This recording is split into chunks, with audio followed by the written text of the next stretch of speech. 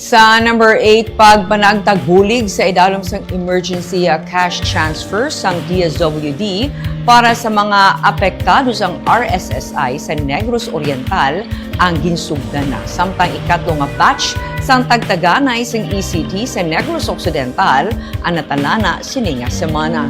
Sang weekend nasugdan ang pagpanghatag sang tig 10,125 pesos para sa maggagmay nga manguma sa Canlaon City kag Mabinay sa Negros Oriental nga ang katubuhan apektado sang RSSI.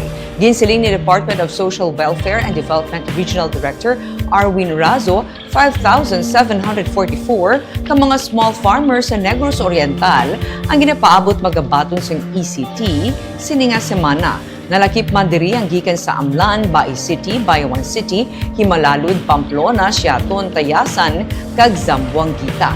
Samtang sa Negros Occidental, may 28,000 ka magagmay nga mangunguma ang magabaton sang ECT sa ikatlo nga batch. Suno kay Razo, 289.8 million pesos ang napain nga pondo para diri. Sa ikatlo nga batch, suno kay Razo, gikan sa 13 ka mga banwa ka syudad ang mga maggagmay nga mangunguma ang magabaton. Sa nagligad nga payout, may 7 ka LGU sa Negros Occidental ang nagbaton kag sa unang nga batch, 2 ka LGU.